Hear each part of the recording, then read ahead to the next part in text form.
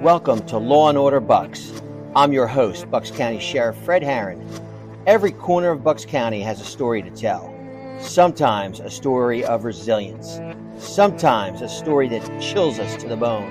Sometimes a story of government not being able to get out of its own way. Here, the forces of law and order are constantly at work, often behind the scenes. Join us as we delve into the gripping realities of crime and justice in our community. We'll explore the hidden worlds, the difficult decisions, and the unwavering commitment it takes to maintain law and order right here in Bucks County.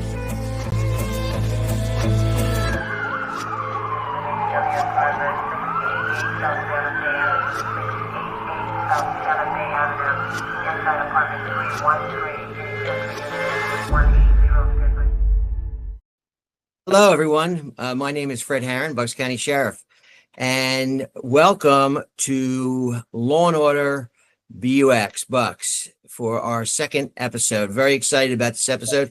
I told you, we were going to jump right into it once we got moving. We dropped our first episode last week, and we were getting a lot of good results. So I'm very excited about this. I'm really excited about today's episode and the episode that's going to follow up with this. Today, we're going to be talking about warming up a cold case. And we have, in my mind, two experts in this field, which I'm going to introduce in a second. We're going to go through a little bit of, what makes a case cold? How does that happen? Because no case is ever closed until it's closed, until we have that case cleared, whether by arrest or some other means. But unfortunately, sometimes cases just don't go anywhere, especially major cases like homicide. And of course, we see a lot of TV shows like this where there's just no more evidence or witnesses or information, and the case just goes on. And sometimes we don't even have the victim identified. And we're going to talk a little bit about that today. And it's one of my favorite topics, and it's DNA, which you're going to hear a lot more about DNA in episodes to come. Next week, we have another show. We're bringing on a sexual assault survivor to talk about some laws that need to be changed here in Pennsylvania. But today we're going to be talking about warming up a cold case. And with us, we have two experts, as I told you. Joining us today is Allison Ryall, a forensic genetic genealogist with Bodhi Technology. Allison plays a crucial role in applying cutting-edge genetic genealogy techniques to support law enforcement and forensic investigations, working on complex cases to identify unknown individuals and help resolve cold cases. She also shares her expertise as a faculty member in Boston University's Genealogy Studies program. Welcome, Allison, today. Welcome, Allison. Thank you so much for having me here. So excited to be here. I'm so excited. I'm so excited about this. Also, a longtime friend of mine is Lieutenant Chris McMullin. Chris is lieutenant here in the Bucks County Sheriff's Office, but he's a seasoned law enforcement professional with decades of experience investigating complex cases. Currently with the Sheriff's Office, Chris spent over 30 years, we just talked about as a detective, specializing in major investigations, including homicides and sex crimes. He's also a co-founder of the nonprofit Cold Case Initiative, dedicated to funding advanced forensic testing and genetic genealogy, and the author of a book, 3 Decades Cold. Today's episode, where I'm trying to keep these to about a half hour, but I just don't think it's going to be possible. I just do not. When Allison and Chris start talking, because I'm going to let them do most of it. I'm going to kind of be the moderator here, but when they start talking, we're going to have you on your seats. This is just a hot topic that everybody is out there interested in. When I got involved with DNA in 2010, I didn't know anything about it. And it was then the district attorney, Dave Heckler, and my good friend, Matthew Weintraub, who is now a common pleas judge here. He was the district attorney for years, but they got involved from the beginning with us, Dave and Judge Weintraub, to really put Bucks County on the map. And now our district attorney, Jen Shorn, is taking it to a whole new level, with really, really using genetic genealogy. So Chris, let's give it over to you for your quick background on you and some how you got interested in cold cases, and I want to hear some examples, and then we're going to get into some successes and a little bit more about your nonprofit, and then we're going to get Allison involved. She's the one that makes it happen in the lab and doing the genetic genealogy. And what does that mean? It's a fancy term, Allison. We all see it on TV. We read about it. It makes headlines, but does the average person really understand it? But by the time they get off this podcast today, Allison, thanks to you, they are going to be genetic genealogy experts. Absolutely. Chris, take it away, my friend. Well, as you know, I worked with you for 30 years, right, at the Bensalem Police, and I was a detective there for 23 of those 30 years, and assigned to the Special Victims Unit. But I also, when my time back there, I've stumbled upon some old cases that were unsolved. One was a homicide of a 14-year-old girl that happened in 1984. Her name was Barbara Rowan. And then, and I should say that when I found these cases, I was recovering from knee surgery. So I was on desk duty. I couldn't go out into the field and do anything. So I was, other than being able to type and talk on the phone, I think I was driving Sergeant Kurgan out of her mind. And she said, why don't you take a look at one of these old files? And she actually mentioned the Rowan case, which I was unaware of, or I thought I was unaware of at the time. Lo and behold, later on, I found out I remember hearing about the case when I was a teenager. But what year was that, Chris? What year was that case? That case happened in August of 1984. Okay. And the original investigators did a great job. Barbara Rowan was a 14-year-old girl. She lived in the Trevose area of Bensalem. And on August 3rd, 1984, she didn't come home. Back in those days, when the street lights came on, that was when curfew, you had to be home. That's how I was raised too. And unfortunately, Barbara did not come home that night. It was reported. There was people looking for her. Police were looking for her. And unfortunately, they never found her for 13 days. And then on August 16th, they found her skeletal remains, not far, about a quarter mile away, right off of Route 1. And the original investigators did a very good job. They honed in on the right person. To quote Jennifer Shorn, that they cast a very wide net and they narrowed it down, and they were pointing to the right two people, but it was all circumstantial. And at the time, they just did not have what the DA's office then felt was sufficient evidence to charge. So the case, it got shelved.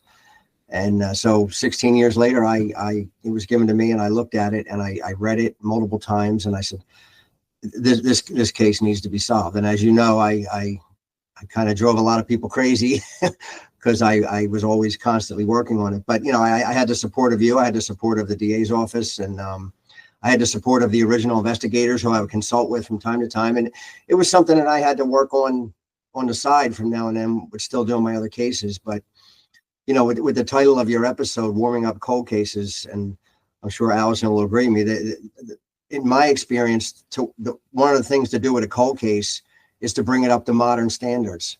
What can we do now that we couldn't do back then? And, with forensics, that there's a lot.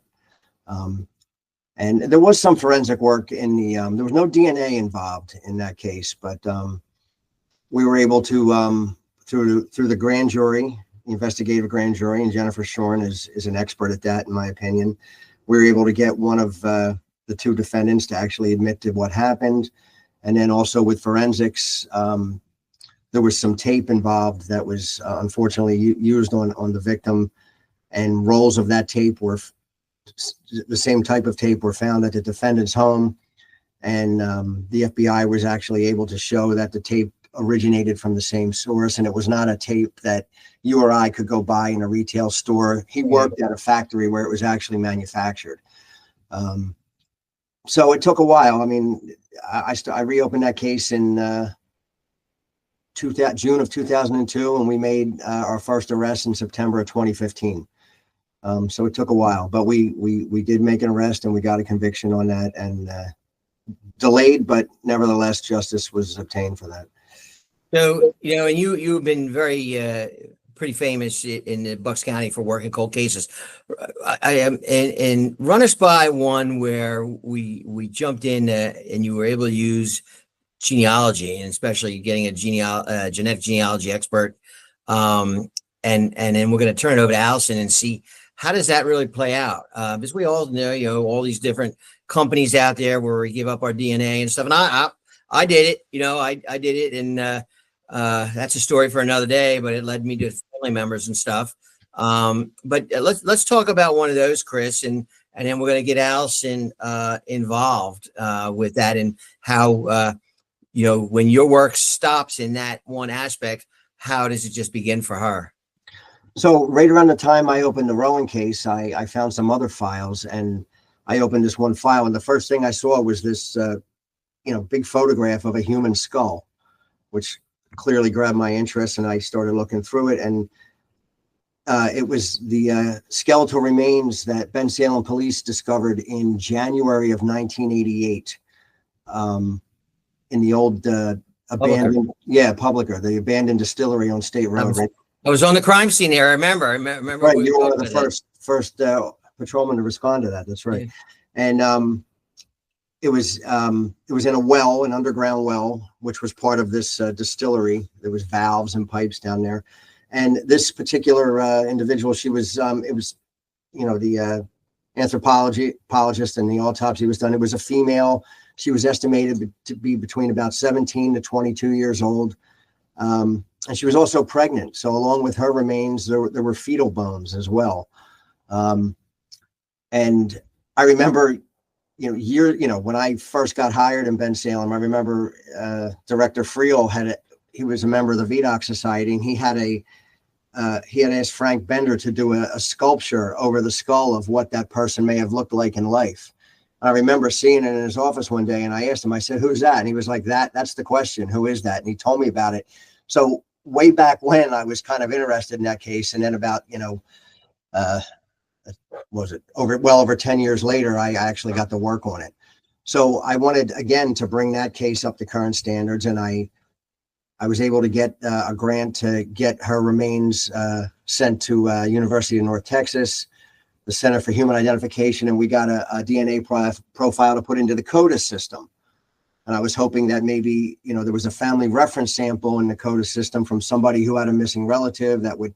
And just so we're gonna dive into CODIS next week. So okay. Everybody come back to hear all about CODIS. Go ahead. Unfortunately, I didn't get any hits. I didn't get any matches, and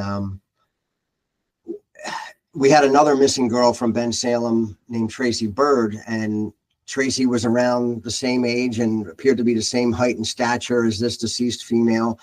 And there was also a rumor that Tracy had run away because she was pregnant. And again, this female was pregnant. So I thought, well, I'm going to track down Tracy's family. And I did. And I got DNA samples from all of them, and I tried, but there was no match. So I really thought it was going to be her. So I was trying to do things that I could do now that what the police weren't able to do back in 1988. So one thing we had was the internet.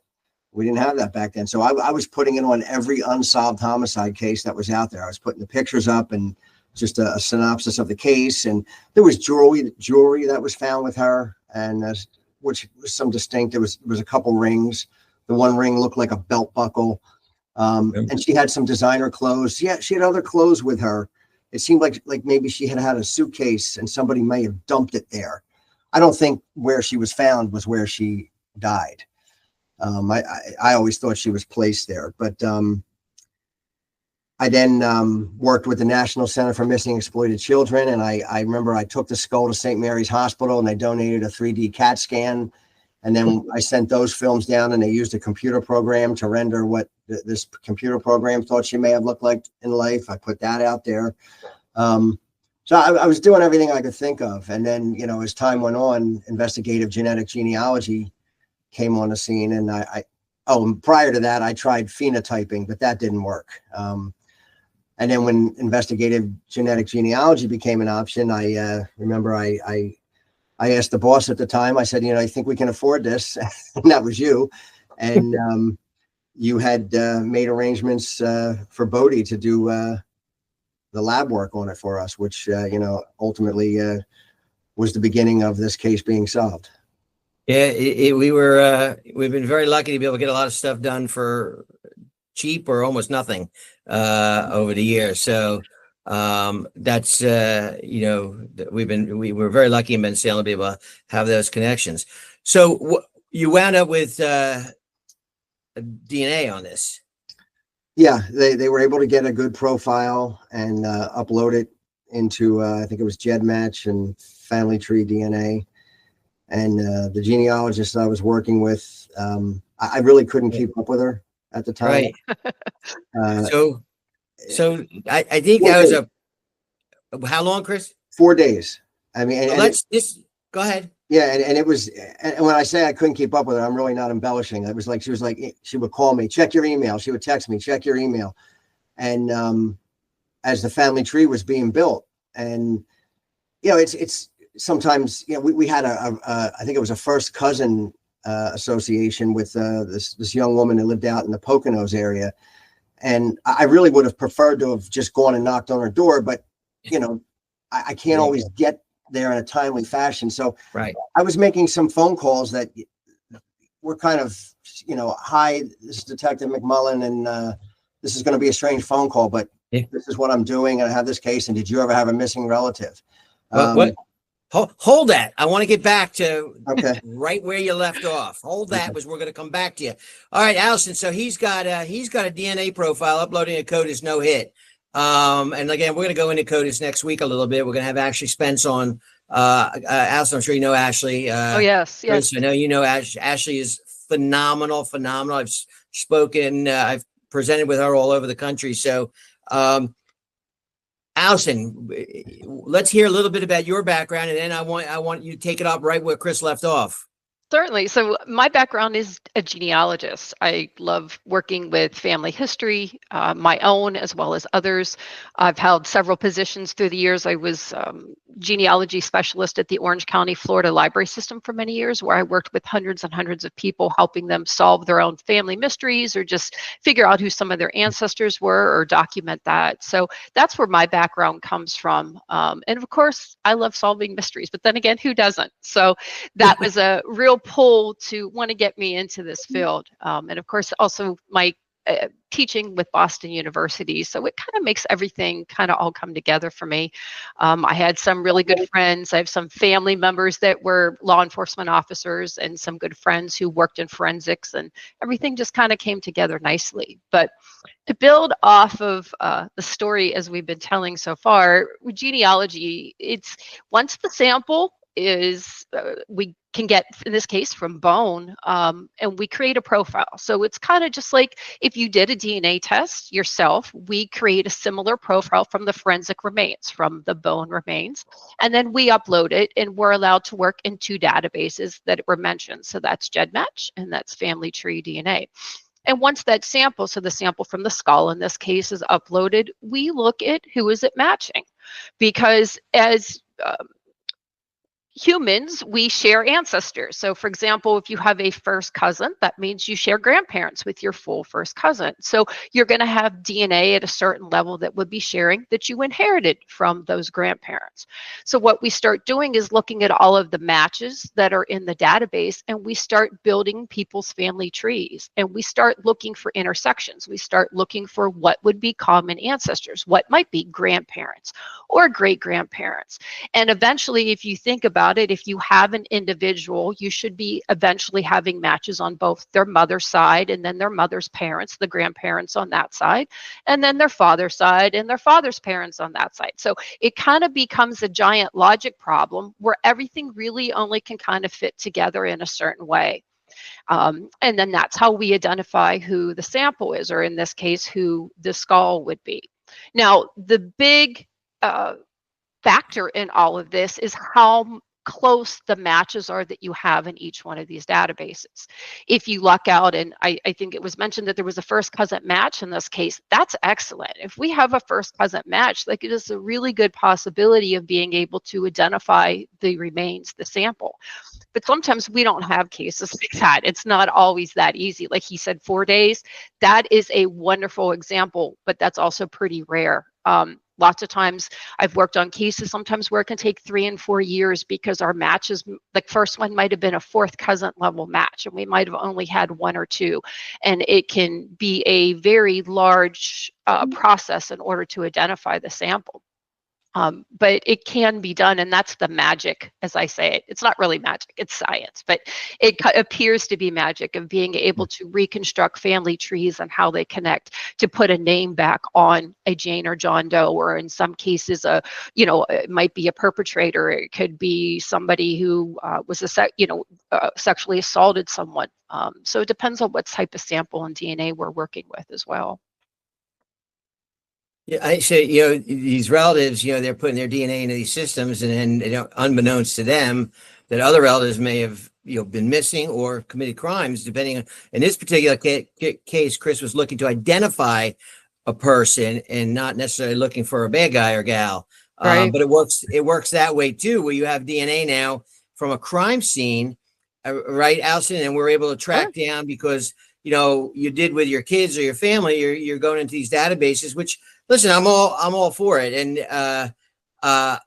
somebody, I don't know if you know, Jody Hines. Do you know Jody Hines? She was from Orange County, California.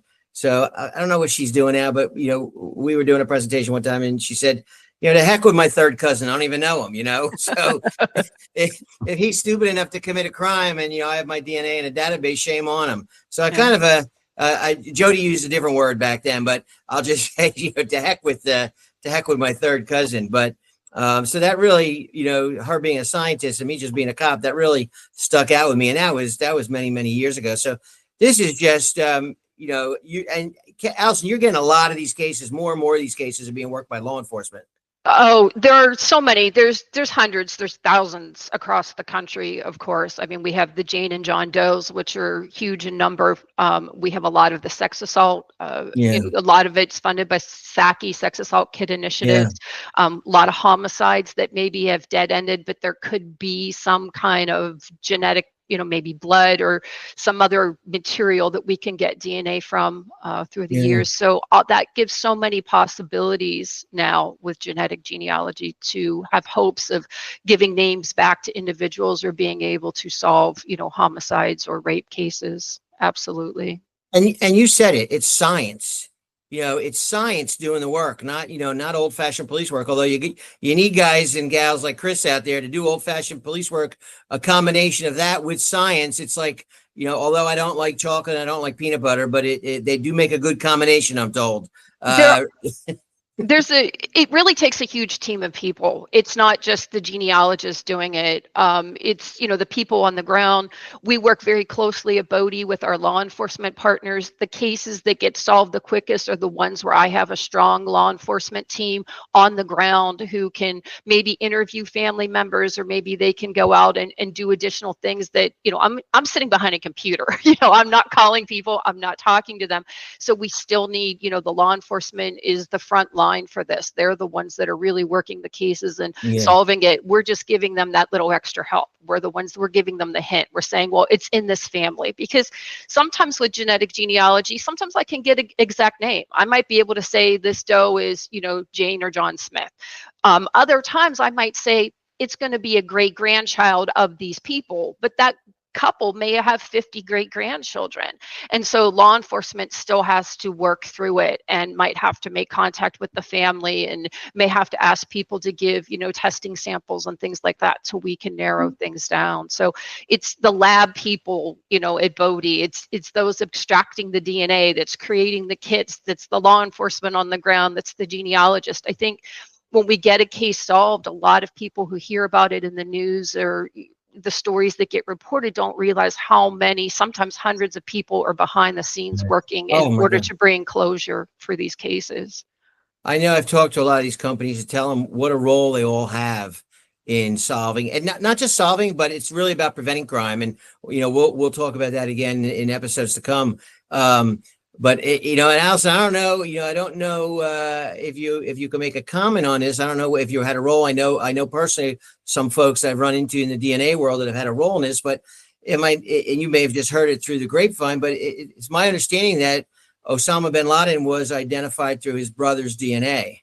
So I'm looking at your face. You probably can't comment on that, but it's my understanding that night that he was neutralized. He was very good not to let his DNA be out anywhere where it could be collected by U.S. officials, but they did get his brother's DNA, and that was a positive identification on the tarmac that day or that night. And that's the story that has been relayed to me through different sources. But I found that to be very interesting. In 2010, Chris, I don't know, you remember back in Bensalem when we started, starting with DNA. People ask me, are you going to be able to test? Are you going to ever test people's relatives? I'm like, no, what are you, crazy? We're never going to do that, because it wasn't even, I didn't know about that capabilities. And then certainly as time changed, you change with the times. Technology changes. You got to, there are those in the world that say, would have told Christopher Columbus, don't go, you'll fall off. But he found out the world was round and you're not going to fall off. So you got to be able to adapt. So Chris, let's get back to you now. So Allison just did all her work. She's got a relative ID for you, and it's not a cold case knock anymore on the door. What happens? So when I called this woman, she was very nice, and I told her why I was calling, and she said, I would love to help you. I'm really interested in this. I was adopted, so I don't know, if I have any relatives that went missing. And as much as she wanted to help me, she really couldn't point me in the right direction. So I was kind of upset about that. So we kept going. And then on day 4, I was given some information. Once again, check your email. And I look, and in my email, there was 2 names, Joseph Todd and Lisa Todd. And I was told Jane Doe is their sister. Now, with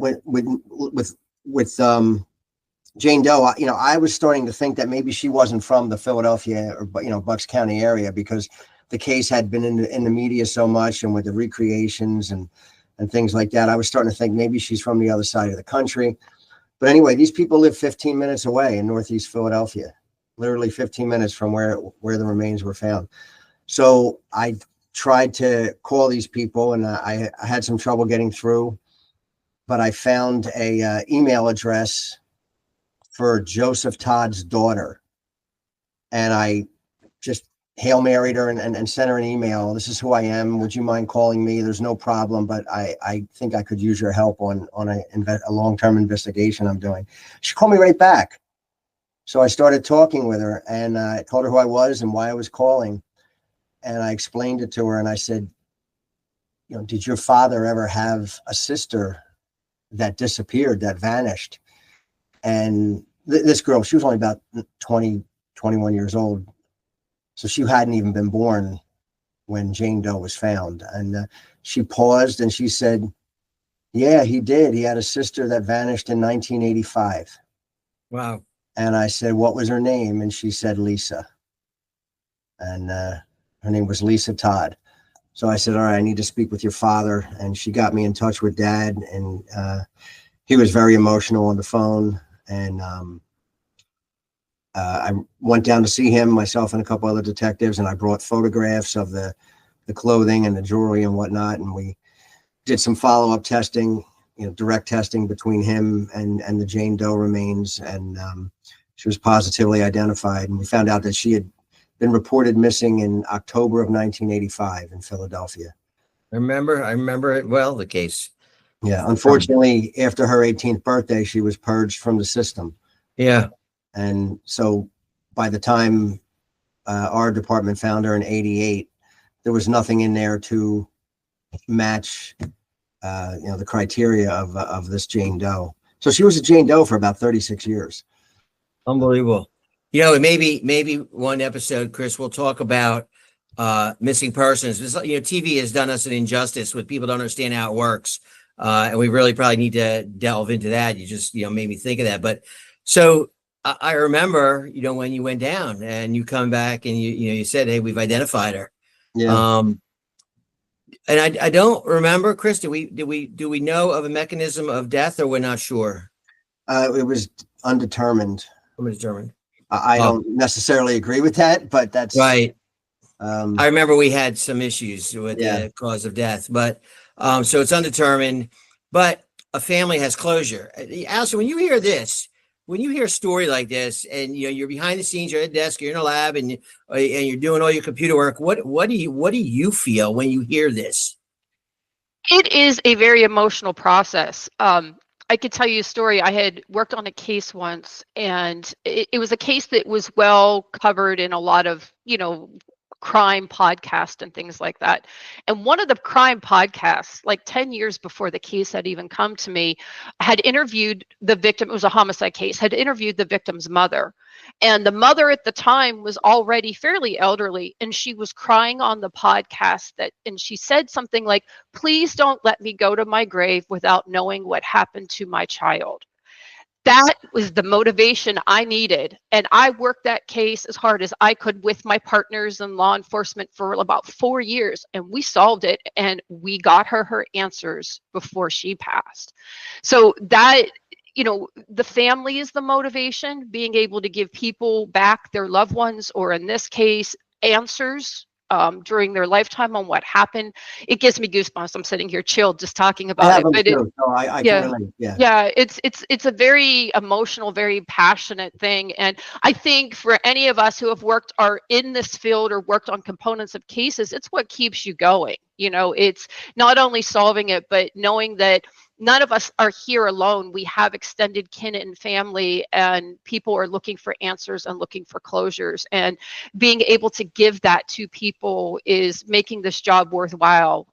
It's why it makes those sleepless nights when I'm laying in bed trying to connect the genealogy dots in my head to come up with answers. It makes it worthwhile to be able to do that. It's a very emotional process.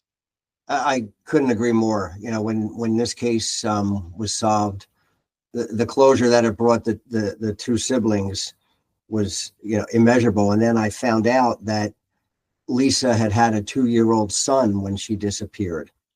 I'm not going to say his name, but I did track him down, and he lived out of state, but he flew in to see me, and we spoke with him, and he was the nicest guy in the world. And he said, I can't thank you enough. He said, I spent my whole life thinking my mother had abandoned me. Wow.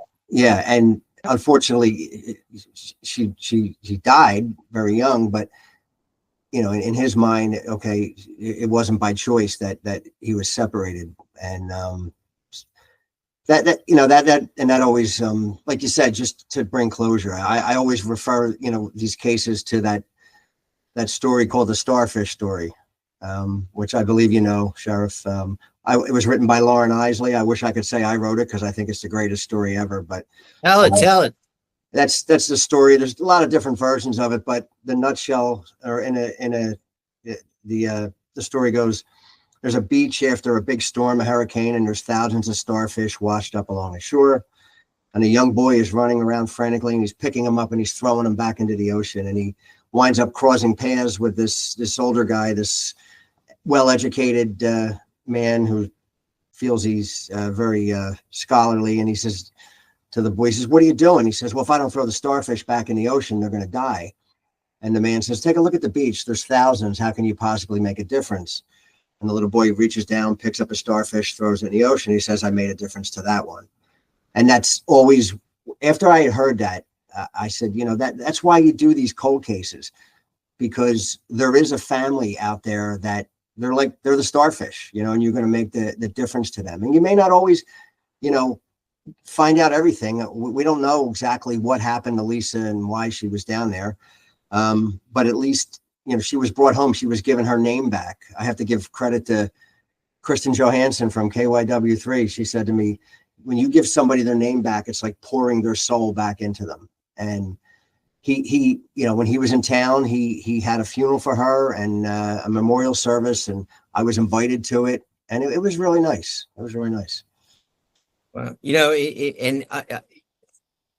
when I became, director, and, as years went on, I was involved in, the stuff, and I would always get I would miss that part of law enforcement, and it becomes more, when you become the chief or the director, you don't get involved. But I'm glad that I'm glad that, you had convinced me, we need to sink some money into this and we need to sink some time into it, because you're right. Every single day, Allison and Chris and all the men and women in laboratories, our friends at the Pennsylvania State Police Labs and Thermo Fisher and Bodie Technology, all these, and DNA International and, oh God, the folks in Horsham. Oh my God, we sent our drugs to them. I can't remember. NMS?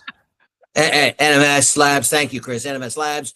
And I'm sure I'm missing a lot of people. NMS Labs, Andy, Ortham, all these companies, Bodie, all the scientists, the work that they do and bring closure, like you said, with the starfish, and they make a difference. And the list could go on. There's a lot more. There's admin people. There's 100 people, thousands that are involved in one case that touch it somehow. And as we go on, I kind of, I want to talk more about those cases and bring on some more.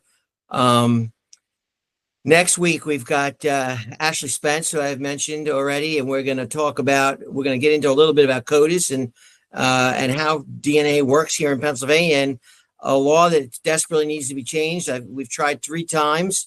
Senator Farry just dropped a crime bill again, and that's going to be included in that to make Bucks County, to make Pennsylvania an arrestee state. We do a lot of local databasing. We're going to talk about that in episodes to come, maybe next episode. But Ashley is going to be phenomenal. Her story, just like the two of you, and that's what this is about. This podcast, bringing these stories, true life people, not that I just found on the internet somewhere and say, hey, do you mind to do a podcast? I know your companies. I know you, Chris. I mean, I've worked with you for so long, and I knew this story would really impact our listeners to have behind the scenes, how it works. We hear genealogy, but now you heard it right from Allison and Chris. The folks that don't read about it, they're the ones that make it happen. They're the ones who are solving crime and making differences in people's lives and families' lives, reuniting and making a difference to every starfish in our community. And that's what it's all about. I'm going to open it up for some closing thoughts. Ladies first, Allison. Well, thank you for having me. I'm glad that I had the opportunity to do this. There was one thing that I want to add that kind of built off of what Chris had said. And Chris had mentioned how the first lead was an adoptee. And we run into that a lot. And we have actually, in the process of solving a lot of our cases, we've had to help people solve their adoptee questions.